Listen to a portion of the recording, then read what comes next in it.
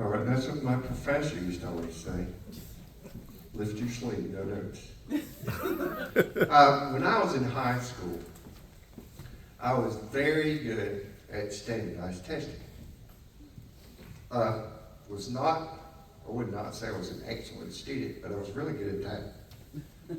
And when I took the SAT, I set a record for my school at that time. And what that meant was I was selected as the star student. And I was not who my principal wanted, but he got me anyway. And as the star student, I got to pick the star teacher. And I picked my biology teacher, Galen Cooper. And he was also my tennis coach, and he was not that much older than I was. He was a young teacher. And we got to be pretty good friends. But I lost track of him when I went away to college. And I always thought, I need to try to get in touch with him. And the years go by, the decades go by.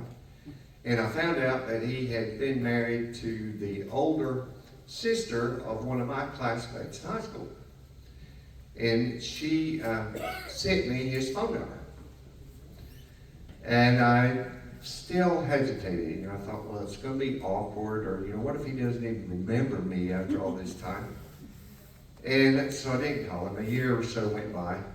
And this month's storytelling came up. And the theme was just perfect. I said, oh man, I got to call him now. This is God talking. And so I pitched my story to Rabbit Box, and they said, oh yeah, we'd like to hear that. And I still hesitated. I had not actually called him. And I thought to myself, I had one hard thought. I thought, well, what if he's passed away? And it is embarrassing what I thought next, but you can't control what you think. And my thought was not, boy, his poor family and his poor friends. I thought, man, this is going to be really inconvenient for me if he's dead. I'll have to come up with another story. But I called him, and he was still chipper. And we agreed to meet for lunch in Cedartown, which is where I went to high school. And I had kept up with him, his progress with my mother. She was a teacher as well. And, he had progressed from teacher to principal to superintendent. But the day that I was supposed to meet him, I was anxious because I thought, well, what if, has he gained a bunch of weight? Has he lost a bunch of weight? Does he have no hair? Is he going to be decrepit and pitiful? And I think he was probably thinking the same thing about me. But I met him, and I remembered him instantly. When I was in high school, the girls all thought he looked like Pat Boone. And you could put white shoes on him now, and he could pass for Pat Boone now. But he was just as nice, as I remembered him being. And we were, reminiscing. Oh, actually, first we told each other, the biggest lie we could think of. You hadn't changed at all.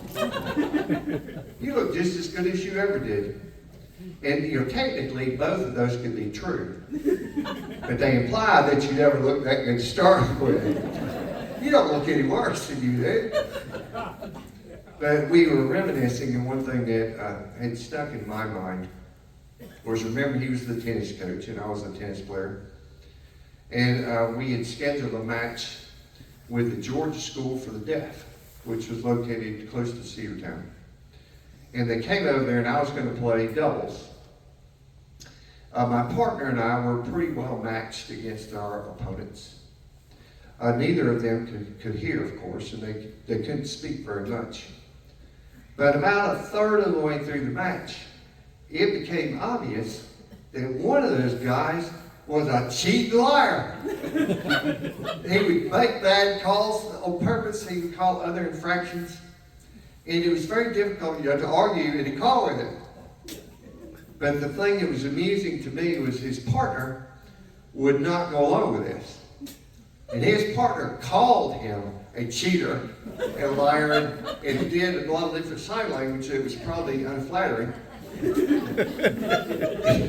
And we did finally, I think we won the match. That's the way I remember it anyway. But the thing that I remember most about that luncheon with Mr. Cooper was completely serendipitous. It turned out that he was in high school with my oldest brother. I have my oldest brother was quite a bit older than I was, and when he was about 19, he had a lot of problems with depression, and he took his own life. And families don't talk about depression. They don't talk about suicide really. They don't talk about suicide victims. And so, I had this gap I felt in my life that I really, didn't know anything about it. But it turned out that Galen and my brother David were lab boys. That they set up the labs and took them down, after classes were over. And so they got to know each other, fairly well. And he said, "Do I remember your brother being, very friendly, nice, good-looking guy?" And, just made me feel like you all knew a little bit more about my brother.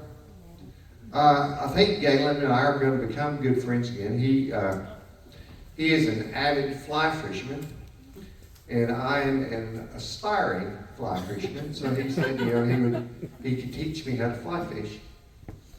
And so we're going to go, when the spring comes around. So my last thought for you is, if there is somebody that you have thought about, even if it's been decades, get in touch with them. You don't know what surprises, they may hold. All right, thank you.